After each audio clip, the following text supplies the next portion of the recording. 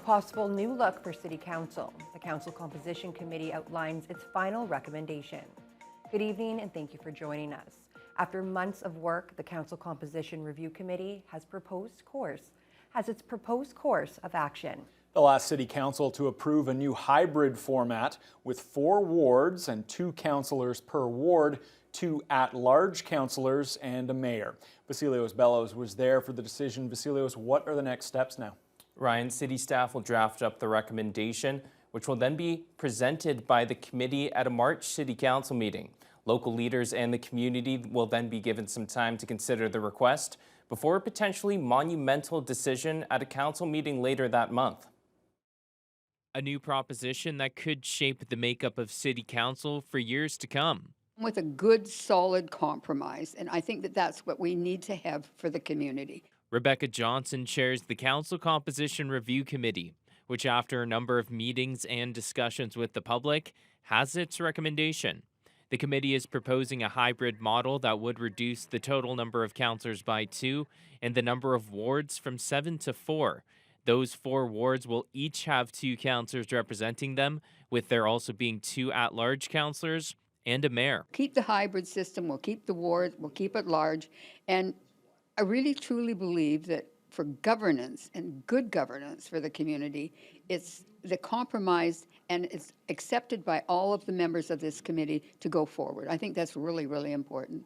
The ward boundaries are being redrawn so each has similar population and median income.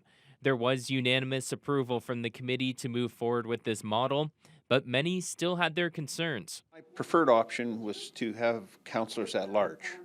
That includes committee member Wayne Belita, who did stress this model is an improvement over the current system Thunder Bay operates under. Despite this, Belita believes having an at-large system would have resulted in a more unified council. That works together, that understands the issue, and we're competing. There's the omnipresence of competition within the province and other states. And when we grow the tax base, we get more tax dollars in. It benefits the city. We have more dollars to spend on roads, arenas, etc. The recommendation will be presented as a first report to City Council in March. It'll then come back to a separate meeting soon after for a debate and ultimately a decision that could drastically change local governance in Thunder Bay. Vasilios Bellows, TBT News. Mayor Ken Boshkoff provided his annual State of the City address at last night's council meeting. It focused on the positives in both housing and tourism, while still recognizing the challenges Thunder Bay faces when it comes to addictions and homelessness. Once again, here's Vasilios Bellows. An overview of the positives in our city while identifying the largest issues. Humility, an openness to learning, and a commitment to truth and reconciliation. During Thunder Bay City Council's first meeting of 2025, Mayor Ken Boshkoff provided his annual State of the City address. The mayor began by outlining some of the projects and sectors that he feels have been most beneficial to Thunder Bay, including housing. Boshkoff pointed to the over $21 million from the Federal Accelerator Fund, which he says was crucial in exceeding the 2024 targets by issuing 310 new building permits. This remarkable achievement reflects our community's commitment to tackling the housing crisis head-on by working with the province to cut red tape, streamline our own development processes, and invest in affordability. We've not only met, but surpassed our goals. Local leaders are concerned that the Federal Housing Accelerator Fund would be cut under a Conservative government. Conservative leader Pierre Poilievre recently stated that was his plan if elected, instead pledging to cut GST from the purchase of new homes sold under $1 million. Boshkoff also pointed to the $4.3 million economic impact from cruise shipping in 2024 and was optimistic about tourism as a whole.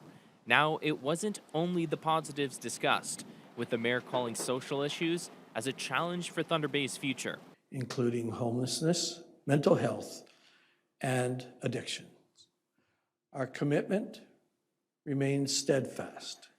We are working closely with community and regional partners and calling on the provincial and federal government to provide the resources necessary to address these crises. Boshkov concluded by thanking City Council and administration for their work throughout the year. Vasilios Bellos, TBT News. The Trans-Canada Highway between Nipigon and Rossport was closed to all traffic for most of the day, following a head-on collision just before the noon hour. OPP say the crash involved a passenger car and 2 transport trucks. Fire crews from Scriber and Terrace Bay responded, along with EMS and police. There's no word yet on the extent of the injuries, but 1 person was airlifted to Thunder Bay Regional Hospital, while 2 others were taken to McCausland Hospital in Terrace Bay.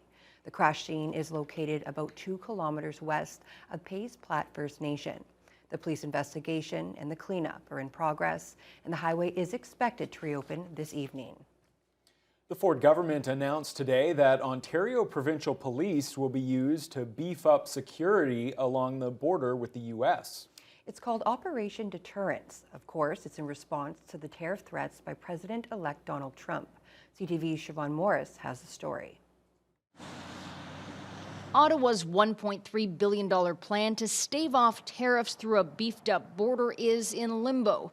So Ontario's making moves, redirecting some members of the Ontario Provincial Police. Delivering boots on the ground is truly the only way that we'll be able to detect, deter, and disrupt illegal activities to ensure safety and security around the border. The province has dubbed their effort Operation Deterrence, targeting areas outside Ontario's 14 official border crossings. OPP officers, drones, aircraft, maritime vessels, particularly think of Detroit River and Lake St. Clair, K9 units, and different specialized advanced technologies. That could be used for things like pre-screening vehicles. The former commissioner of the OPP says these spaces are a vulnerability. Virtually unpatrolled and unenforced areas that allow tons of stuff to come into this country, and at other times, people going into the U.S. and maybe some fentanyl. But Lewis warns this is only a border Band-Aid. The OPP just can't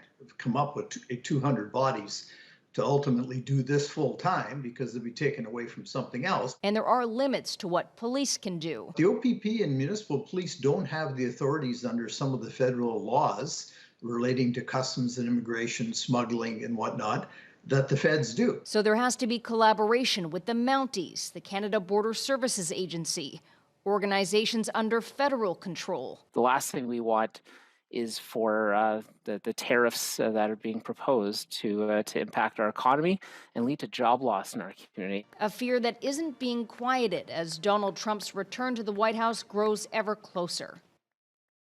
And that was CTV's Siobhan Morris reporting. Ontario wants to incentivize residents to make their homes more energy efficient. Energy Minister Stephen Lecce outlined a new rebate plan this morning alongside a famous contractor.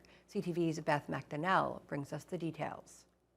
Okay, we're looking here. Eyes here first. Thank you. With celebrity builder Mike Holmes on hand at a materials supplier in Scarborough, Energy Minister Stephen Lecce announced a new program for homeowners to save on energy-efficient upgrades. Really, what sets this program apart is its simplicity and its scope.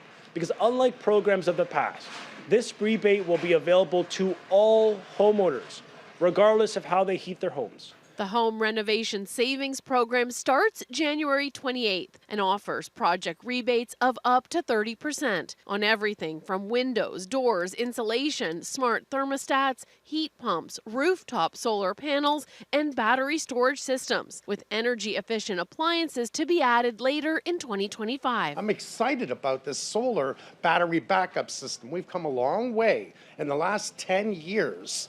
We can easily put 80K of backup power in our home from simple solar panels, not a lot of solar panels, and actually run your home. Lecce says there's no need to wait to sign up. Homeowners can do it now at saveonenergy.ca. As Ontario's population grows, the rebates aim to meet energy needs and make power affordable. A family spending, looking to keep themselves warm over the winter by upgrading their insulation, their windows and doors. they'd receive a rebate of up to $88,900 for installation and $100 for every door, for every window that they will replace. The government says all rebates must be paid on time after a complete program application is approved, and there isn't a limit on the number of energy-efficient upgrades a homeowner can make. And that was CTV's Beth McDonnell. The local shipping season is nearing its end. The local harbor has already begun to freeze over, including the all-important shipping lanes. Fortunately, the Samuel Risley Icebreaker is in town to help make way for the remaining ships. Brendan Miller has the story. The Canadian Coast Guard's Samuel Risley Icebreaker is a crucial ship at this time of year in Thunder Bay. The shipping season is going to end in about a week's time, but since the temperature is still dropping, Lake Superior is freezing near the shoreline. This is not ideal for the ships that are still using the port of Thunder Bay, as even a thin layer of ice can impede large vessels, like the Kaministiquia. It's taking on cargo before heading out again. Port CEO Chris Heikkinen says it's good to have the services of the Risley. The Icebreaker came into port last week, sort of in preparation for some of the colder weather that we are currently now experiencing.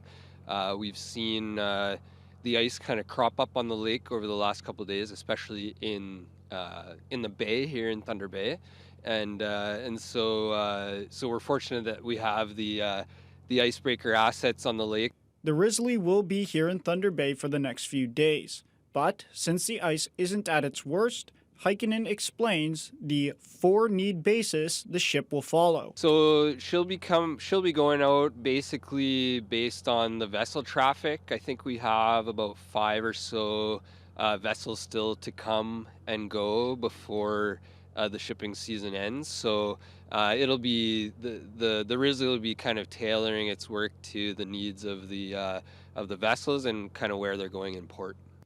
On this day, the Icebreaker was clearing a path for ships to work through over the next day or two. The Risley will remain in Thunder Bay until the season ends and the Soo locks close. Brendan Miller, TBT News.